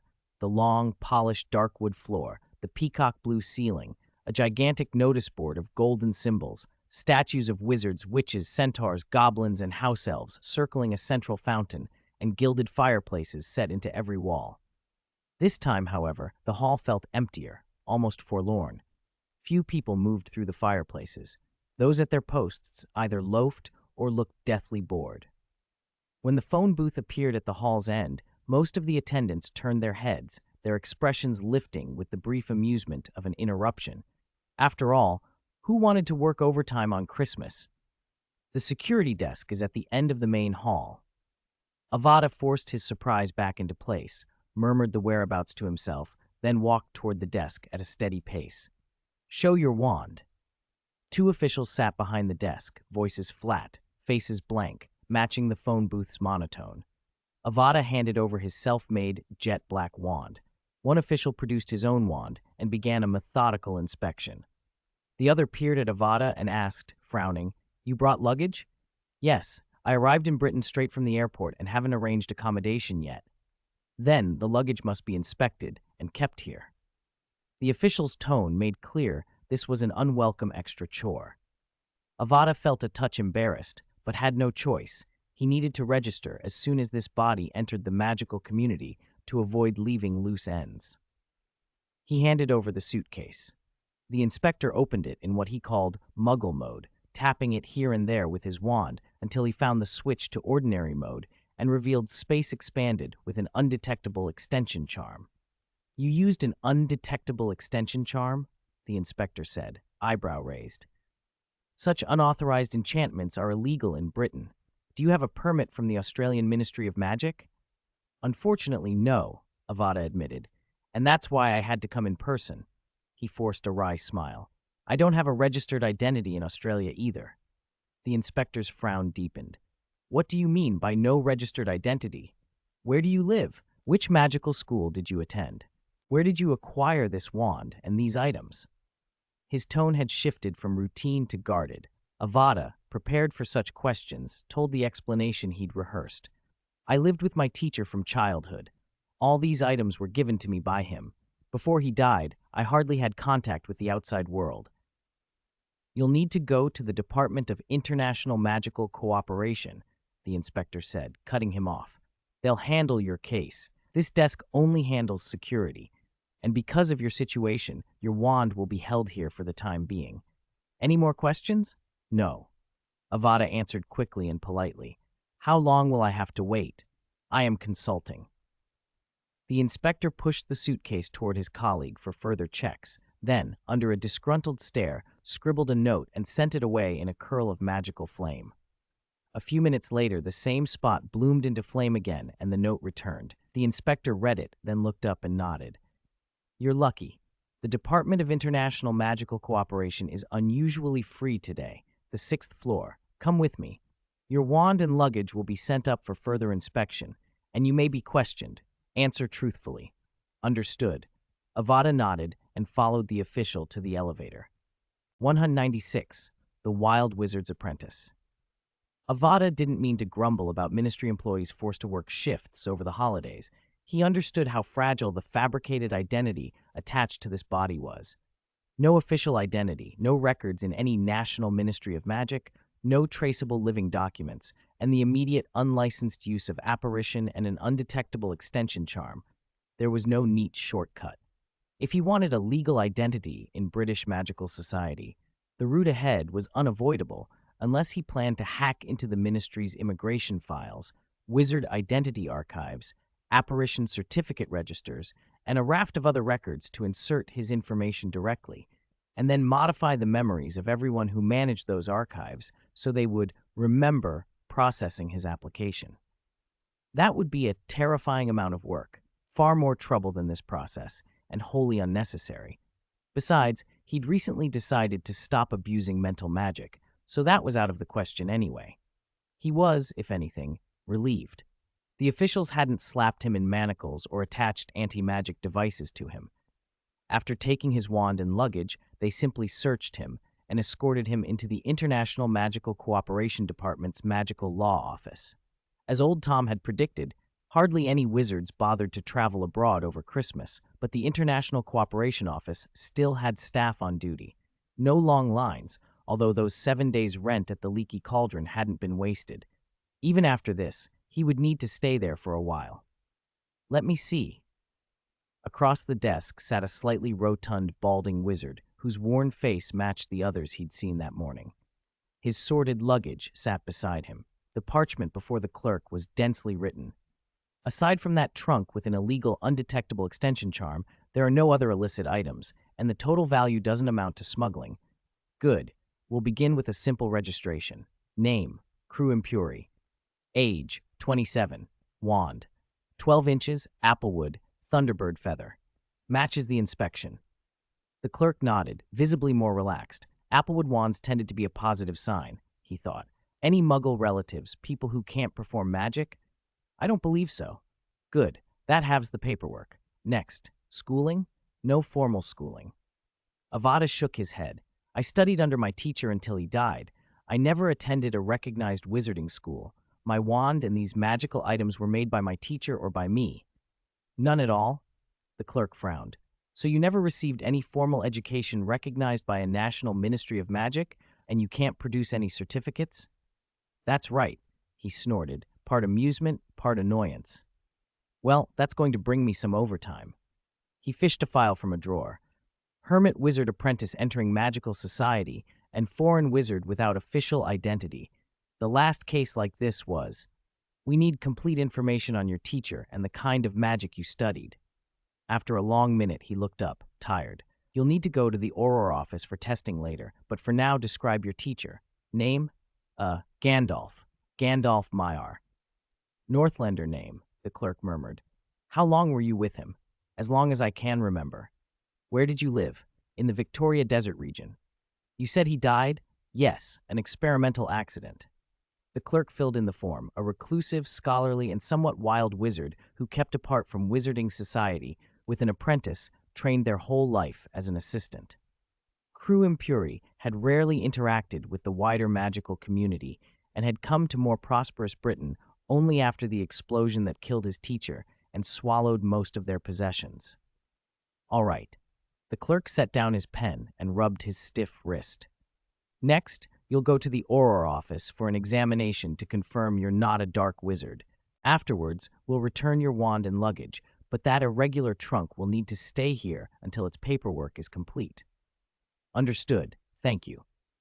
He was escorted to the Auror office by the same clerk. Rufus Scrimger, the head of the office, was on leave, but Avada still had to endure a battery of tests for traces of dark arts on the body, infectious diseases, signs of lycanthropy or human transfiguration, verification that the wand belonged to him, spell intensity, and whether he possessed dangerous or controlled knowledge. Fortunately, the method he had used to create his wooden body was advanced and obscure enough to avoid revealing any flaws under such scrutiny. The body's practically limitless stamina helped too. If he himself had had to sit through hours of testing, he might have been exhausted long before they finished. Apparition, broomstick control, undetectable extension charm, and any knowledge related to spatial magic, you'll need formal exams and certificates for those, said one Auror, who looked as if the holiday overtime had aged him. Unlicensed practice can lead to warnings, fines, even imprisonment. When the tests were done, the exhausted Auror brightened as if relieved of a weight. But that's for later. For now, you can take your wand and luggage back and stay in a wizarding settlement, except for that trunk. You'll need to complete its paperwork to recover it. You can get to the Leaky Cauldron on the night bus. They'll help with luggage that has lost its undetectable extension charm. He sounded done with work. After packing Avada's bags and handing them over, he rattled off a few procedural lines and waved him away without even explaining how to summon the night bus. To preserve his disguise, Avada had to ask other staff for the proper method. With 2 loud knocks of the night bus, he was back at the leaky cauldron, hauling his luggage up to his room. Smoother than expected, he thought. His body didn't tire, but habit made him collapse onto the bed, arms and legs splayed, while he planned his next moves. The certificates weren't hard to get. He could probably complete them all in 2 days. The trickier part would be the controlled knowledge involving spatial magic. That would be the focus of his next steps. 197. Snape and the Horcrux Grotto. While Crew Impuri had just finished a series of tests and was lying in his room at the leaky cauldron planning his next move, several dozen miles away in a small coastal village outside London, another scene was playing out. Muggle-repelling charm, cleverly concealed, almost imperceptible unless you lie flat and search carefully. Severus Snape lifted his nose from the ground and regarded Dumbledore with that same grave expression he reserved for rare and dangerous things. Dumbledore, meanwhile, stood leisurely watching the rolling sea as if they were on a picnic. "It bears Lord Voldemort's mark," Snape said. "Your intelligence was right, Albus. Apparently I haven't completely lost my mind yet. That is something to be glad about," Dumbledore replied, smiling. He pointed toward the cliffs. "And if the next part of the report is right, then the Horcrux should be located." His finger fell and pointed at a stretch of cliff face. "That direction." "Then what are we waiting for?" Snape asked. He weighed his wand in his hand, eyes narrowing like an eagle spotting prey. With his hooked nose and bat-like flight, he cut an ugly silhouette as he launched himself into the air, instead of apparating, scanning the cliff face carefully from above. Suddenly, his mid-air progress faltered, and he dropped like a stone toward the sea. In a flash of panic, he apparated mid-fall and reappeared with a sharp pop on a black rock jutting above the waves. Dumbledore was already there, looking mildly amused as Snape gasped for breath. "You should have warned me there was an anti-flying charm here," Snape snapped, irritation making his voice harsh. "I thought you'd pay a little more attention to Lord Voldemort's measures for protecting his Horcrux," Dumbledore replied, gently shaking his head. "Calm down, Severus. You are being a touch impatient." "Humph," Snape grunted and calmed himself, studying the cliff face with a professional's attention. "It's difficult to inspect from here. Any disguised entrance would be very hard to spot. What do you intend?" "If it cannot be inspected from a distance, we get closer." Dumbledore produced his oddly shaped wand and waved it over the sea. As if an invisible hand smoothed the water, the swell stilled and a broad expanse of sea between them, and the cliff became as flat and solid as rock. The surface flattened, firm underfoot. Dumbledore had turned the seething water into a path. "Shall we?" he said, stepping onto it. Snape followed after a beat of silence. Both raised their wands and began to scrutinize the cliff face, though it was mainly Snape who wore the look of concern. Dumbledore still had that outing-like air about him. "Dumbledore." Snape broke off his inspection and pointed at a narrow crevice at the base of the cliff.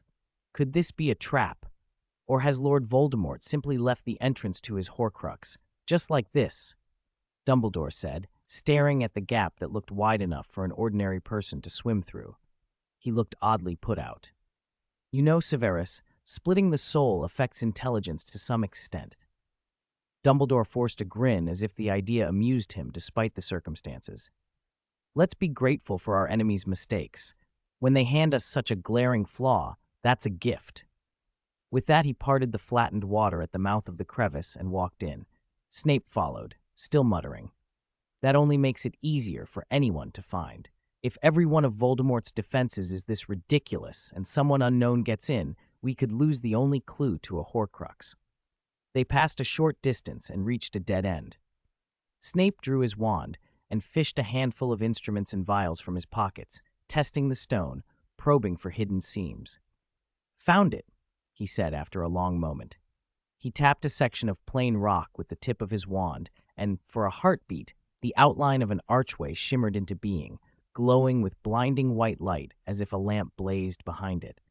Then the arch melted back into solid rock. "It's as crude as I feared," Snape muttered, darkly triumphant for an instant, until the stone closed upon itself and his expression soured. He was reaching for more powerful implements when Dumbledore put a hand on his arm. "Enough," the older wizard said. "I can tell you what this is." Snape glared. "I was about to," Dumbledore continued. "There is a curse here that forces a wizard to harm himself. The mechanism requires the caster, whoever tries to enter, to wound themselves and spill blood on the stone for the door to open. It seems my former student expected intruders to weaken themselves first." Snape's lip twisted. "Then it's even cruder than I imagined." A small dagger appeared in Snape's hand in an instant. He rolled up his sleeve to stab himself. "What are you doing?" Dumbledore asked, bewilderment plain in his voice. "What do you think I'm doing?" Snape snapped. "You explained how the door works. Why ask now?" Dumbledore's eye twitched. He hesitated under Snape's glare, then said slowly, as if weighing whether to speak plainly, "Severus, I was only explaining the principle of the device." "So what do you plan to do? Open it with your own blood?" Snape demanded. He couldn't fathom why Dumbledore was so hesitant. Most wounds a wizard could fix with a flick of the wand, and there were plenty of restorative potions. Why the reluctance? Dumbledore sighed, deciding against arguing with a man who couldn't see the point. Fawkes. There was a sudden burst of flame, and the phoenix slid out of the fire in a whirl of scarlet and gold. "Can it go in?" Dumbledore asked, indicating the arch. Fawkes cocked its brilliant head, disappeared in a flare of sparks, and reappeared the next instant, nodding ever so slightly. "All right," Dumbledore said. He scooped Fawkes into one arm, then extended his free hand toward Snape. Snape stood motionless, stunned as if he had become a statue. 198. Nano Phoenix. Boy, it seems I need to pay more attention to the mental state of the professors. Dumbledore mused to himself as he and Snape shimmered out of the flames and into a dim, damp expanse. Before them lay a most peculiar sight. They stood on the shore of a black lake, its surface immense and stretching to the dark horizon. The opposite bank was lost to shadow. The cavern itself was vast beyond measure. When they looked up, there was no visible ceiling. If someone were to dot the rock overhead with a few lights, they might mistake it for the starry sky. Far away, as if at the lake's center, a hazy emerald light quivered and reflected in the dead, silent water. Aside from that, only impenetrable darkness surrounded them. "He certainly knows how to pick a spot. Who would have thought such a cavern could be hidden beneath London?" Dumbledore said, his gaze seeming to search the curtain of black with mingled admiration and concern. Fawkes, perched on his shoulder, gave a soft, approving cry. "But clearly this place has been altered," Snape said, having forgotten his earlier embarrassment, his face suddenly all business. "Just standing here, I can sense the residue of more than 10 dark arts spells. He has put formidable protections on his Horcrux. History teaches us that pure defense never makes one invincible," Dumbledore replied lightly. He drew his old wand again, held it up, closed his eyes, and began to probe carefully. Snape, aware of the gap between them, lowered his own wand and watched. After a moment, Dumbledore opened his eyes. "There is something beneath the lake," he said. "Not powerful, but numerous and dormant. Confined dark creatures, perhaps, or puppets of the dark arts. If we wade in rashly, we'll be ambushed." A faint blue flame flickered from the tip of Snape's wand as he looked to Dumbledore. "We could go down," he suggested. "But there's no need." Dumbledore shook his head. "The Horcrux is not at the bottom of the water. There are no trace magic signatures there. I believe it sits on that island in the center of the lake." He held his hands as if grasping something invisible, then moved toward the water's edge, wand in one hand. He tapped his loosely cupped fist with the wand's tip and, as if from nowhere, a thick, green, copper-like chain slid into his palm and began to uncoil, clattering against the rock.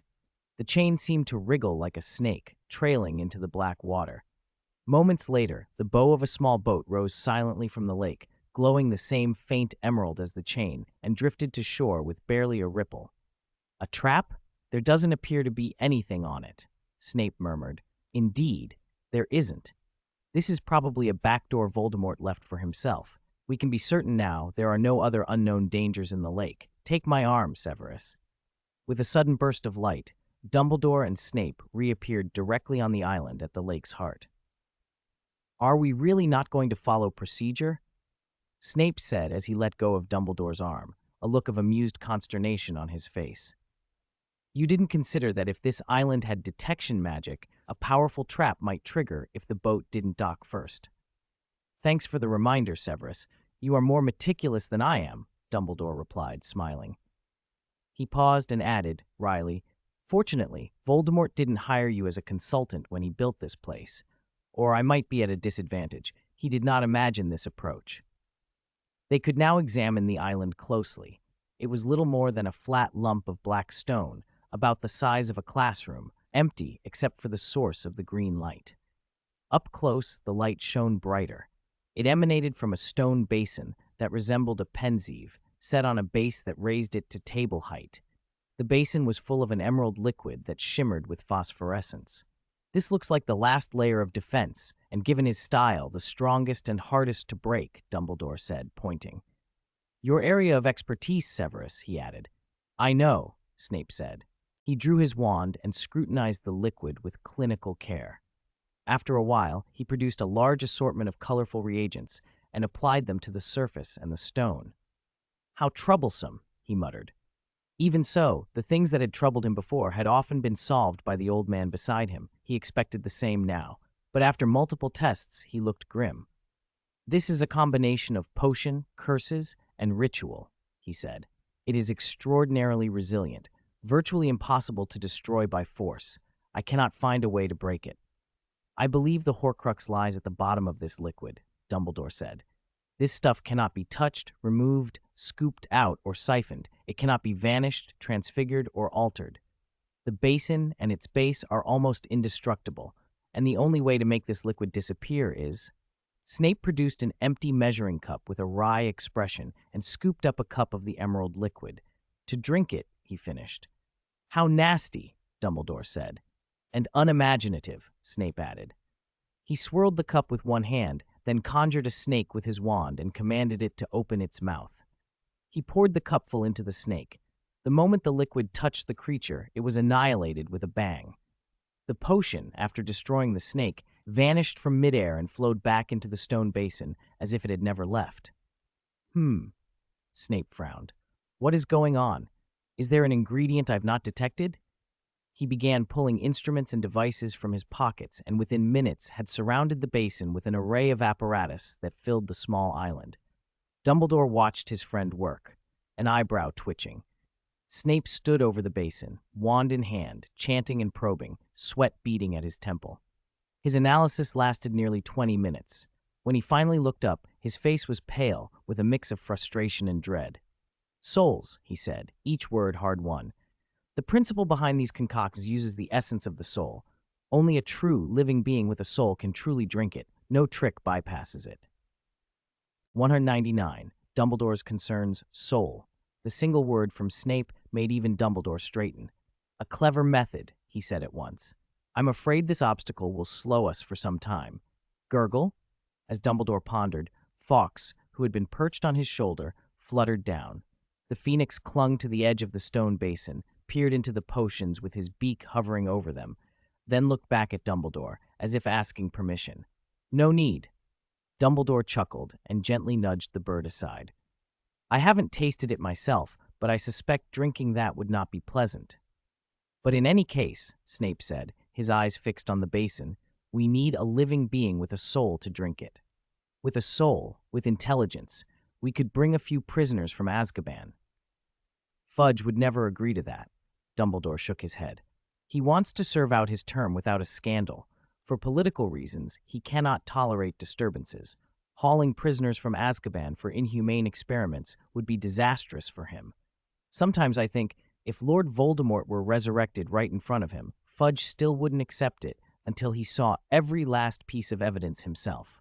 Snape raised an eyebrow and let his mind work like it always did in the dens of dark wizards. If a being with a soul can drink these potions, then if I had a bowl-shaped Horcrux, could I transfer it out? What about that bottle you used to seal Lord Voldemort's soul? Snape pressed. Dumbledore hesitated, then shook his head. No. He was silent for a few heartbeats, clearly struck by the notion, then explained carefully. First, it's only conjecture, and second, the device that restrains Lord Voldemort's soul must not be tampered with. This basin alone has shown how profound his knowledge of soul magic is. I would not risk experimenting directly in that field. Then what? Will you drink it yourself? Snape asked. Thankfully, Severus, I intend to live a little longer. Dumbledore smiled wryly, but the expression soon faded as he stared into the emerald depths of the potion. Besides, seeing this has given me a sense of alarm. A sense of alarm? Snape's tone sharpened. What could make Albus Dumbledore feel alarmed? Soul magic. Dumbledore's voice dropped. He seemed to be speaking to himself. When Lord Voldemort made and placed these potions, he was only in his early 50s at most. For the first 15 years of his life, he had no contact with the study of souls. That means he only spent around 40 years delving into it, and yet his mastery outstrips both of ours. Do you think one person could achieve that, Severus? Dumbledore asked. Snape said nothing. After a pause, Dumbledore continued. For a long time, Wizarding Society has deliberately avoided the study of souls. No one knows where a soul goes after death. To study it properly requires experiments on the living, and that is unacceptable. But in the shadows, Dumbledore went on, dark wizards have no such scruples. They destroy life without remorse. Indeed, they may not even conceive of life as we do. They capture living people and experiment mercilessly. Much of what we know of souls comes from their research. This has gone on for hundreds, even thousands of years. Dark wizards' understanding of souls has long surpassed ours, Snape said flatly. Yes, Dumbledore's face sombered. Soul magic is fundamental, dangerous, and enormously powerful. I know what you're thinking, Snape's voice tightened, that this will produce dark wizards of terrible power, like Voldemort, and that the ranks of dark wizards will become stranger and stronger, harder to oppose. If it goes on, no one can predict how powerful the next Voldemort will be, and there may not be another Dumbledore to stand against him. Just like now, just a few Horcruxes have driven us into such desperate measures. One basin of potion puts even the greatest wizard in peril. Dumbledore rubbed his temples. Fatigue showed at the edges of his face. Solving these problems is far more difficult than facing a single Lord Voldemort. But perhaps this very basin is an opportunity, he added, surprising Snape. An opportunity for respectable wizarding society to access the field of souls without harming humanity. The existence of this potion proves we can use non-living substances to affect souls. You want to study souls by analyzing these potions? Snape's brow deepened. It might be worth trying. And the Horcrux inside. That's our luck. Time is on our side now. Dumbledore allowed a small smile. Voldemort is beyond redemption, and no one as powerfully has yet arisen to replace him. We should seize this chance, use every favorable condition, and contribute to the safety of the magical community. I understand, Snape said. Perhaps I can establish a special research project. Dumbledore stroked his silver beard in thought. If only I investigate, it won't mean much. I can gather some trusted professors and scholars to participate and raise my concerns about the future with them. Perhaps if we're careful, we could involve some students as well. Students? Snape took a step back, incredulous. Are you mad, Albus? Not as you imagine. Dumbledore's eyes twinkled. Selection would be extraordinarily strict, stricter even than the Goblet of Fire. Young people have wild, imaginative ideas that are invaluable when exploring an unfamiliar field. It would also help them grasp the mystery and danger of souls early on. Who knows, maybe a brilliant student might make a pivotal contribution. Whoosh! With a soft pop, Avada Impuri appeared in a neat little circle drawn on the floor. A wizard with a clipboard standing beside him glanced down, then up with mild surprise when he confirmed none of Avada's limbs had crossed the boundary. He made a quick note. Perfect. An indisputable full score, and your apparition was barely audible. That can count as a bonus, the examiner praised. With that skill alone, you could try applying to the Department of Magical Law Enforcement, though you'd need to pass other tests first. Thank you, sir, Avada said politely. But I've had enough tests lately. How many more are there? It was the end of the Christmas holidays, and the ministry had returned to its usual functional, if uninspired, pace. Fortunately, it wasn't yet time for apparition exams for students or the major OWL assessments, So the wizarding examinations authority was relaxed. Avada happened to be the only foreign wizard taking the domestic residency assessment in that period, which spared him the ministry's worst bureaucratic delays. He moved through the battery of checks: basic knowledge and skills, language proficiency, safe wand use, legal common sense, broom handling, the international statute of wizarding secrecy, apparition, and passed them all without hiccups.